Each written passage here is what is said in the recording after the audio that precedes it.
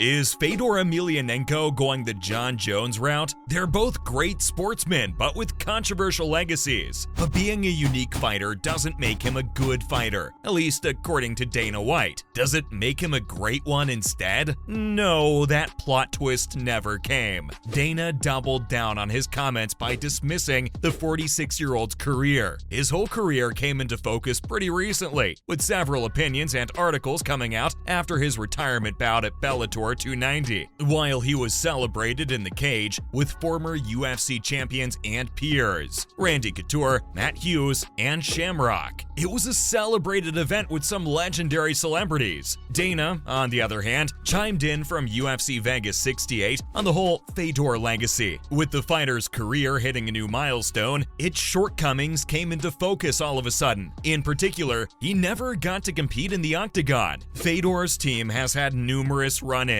with Dana's promotion in their quest to arrange a bout for the legendary fighter. The negotiations fell through, with only both parties knowing what became of the deals. Sometimes it's just not meant to be. That hasn't stopped him from giving it his best in all of his 40 professional matches. The UFC boss also confirmed that his comments weren't personal, they were just professional. He gave Fedor the chance, but perhaps the Russian couldn't do justice to it. With so many fighters on his roster, past and present, Dana has a unique insight into the game. It's certainly an isolated opinion from the promotion's president, who acknowledged the appreciation people have shown Fedor over the years. It was overwhelming applause from the best in the business from his brothers and gloves. The last emperors widely considered for the GOAT debate. In the heavyweight division, knockout blows can trip you up at any moment. This is something all heavyweights come into the fight fully prepared for. It still catches you off guard, like Dana's comments. But while the UFC considered him seriously for a heavyweight deal only twice in his career, it was in Strikeforce and Pride that he made his bones. The former Pride heavyweight champ continued to be backed by fans for a crossover to the UFC. The petitions haven't escaped the attention of Dana either. He acknowledged that people do love him. Unfortunately, being beloved isn't the only thing that cuts it as a fighter. It's your win streak that matters. That's where Fedor's GOAT credentials dip a bit. He definitely got both wins and losses in the cage, but he always stood up again. In recent years, the formerly undefeated champion did suffer stumbles that tripped up his perfect record. For one, he was knocked out 4 times in a row. It's a big what-if moment for both fans, the fighter, and of course, Dana. It showed the fighter was past his prime. Perhaps he'd given it all he had and now was done for good. It put a definite end to the Brock Lesnar versus Fedor matchup that the UFC was interested in making. No hopes for a resurrection there, because Brock too has retired from the game. But it still is one of Dana's biggest missed opportunities. Not that the UFC didn't try to get the Russian star into the octagon against fellow heavyweight Brock Lesnar. It failed to materialize back in 2011, but it remains fresh in Dana's mind. Those might have been the twilight days of the former Strikeforce fighter. Shortly after the negotiations fell through to book him for the UFC fight, the last emperor returned to competition with a devastating loss to Dan Henderson. Caught by a left hand that ended the fight in his opponent's favor, it was a blow that considerably diminished his fight legacy. At least for Dana, the Russian's prime was over. Not that it was ever based on fighting ability. Not at all. It had more to do with how well liked he was. Likability doesn't equate to GOAT ability. In fact, most GOATs aren't very well liked. Of course, when you're playing at such a high level, each detail is blown up in proportion. The former Red Devil Sport Club veteran paid his dues in the business by forging his reputation as both. Fedor's a 2-in-1, fighter and entertainer. So, did his entertainment and hype get in the way of his fights? After a winning streak that lasted 8 years from 2001 to 2009, and one that included 28 fights with victories over Tim Sylvia, Mark Coleman, Crow Cop, and other top prospects, a final verdict isn't so easy to come about. From 2009 onwards, though, he seemed more of a bargaining chip for the promotions. Both Pride and Strikeforce being purchased by the UFC meant the Russian champ had to relocate from what was his professional home. It was all he knew, and he knew it well enough to be a champ for the prime of his career. When UFC inked the deal with Pride for a buyout, he couldn't have imagined a worse welcome at Strikeforce for himself. This career move earned him a 1-3 run that ended in a disastrous fight with Dan Henderson. 3 back-to-back losses can really overshadow a 28-fight win streak. That was a lesson you can never be prepared for. It's good if you retire on the top, but if you keep fighting, then it's a downhill slide. It seems a bit harsh, but that's the unfortunate reality of championship reigns. Unfortunately for his career, but also a testament to his spirited legacy, the fighter in him just wouldn't stay down for too long. It's part of the reason why he's the people's champ. I think a champion who comes back for the title after consecutive losses too and still gives it his all is the fighter by default. He may not be a winning fighter, but he's still a fighter. Throughout his overall record of 47, there were many moments when Fedor could have backed down, but he never did. The obvious Fedor versus Nogue Antonio matchup came to a 3-fight streak too. After winning 2 of their 3 fights, the last Emperor was ready to take it to 3 wins before it was ruled a no contest. Going up against someone who's fought tougher opponents than you is worthy of a champ, but being ready to go up against him 3 times only confirms GOAT status. There were other top 10 fighters throughout his career, particularly his absolute domination of Tim Sylvia. The main, Iak, wasn't tame at all in the fight, but he was up against the best. It wasn't long before the Russian ended the fight for his opponent in only 36 seconds. Another memorable fight came against UFC Hall of Famer Mark Coleman. It didn't save him from being submitted to Fedor twice, actually. Others met the same fate as Coleman, including his submission of Kevin Randleman.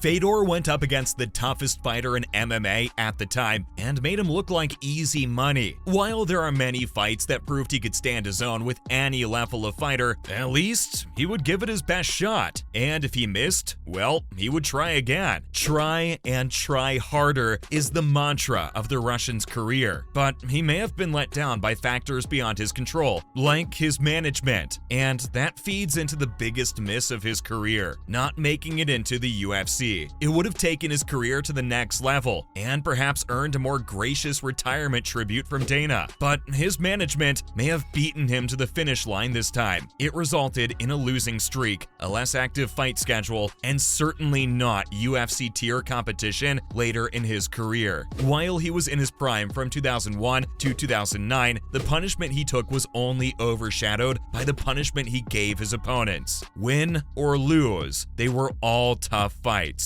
It wasn't just up to the former champ. The politics and promotions was beyond his control. Plus, his career is almost as long as the history of popular MMA, and that's not an easy legacy to live up to. It's also perhaps why it's so hard to wrap it up just yet, either for or against the Russian heavyweight. See you in the next one.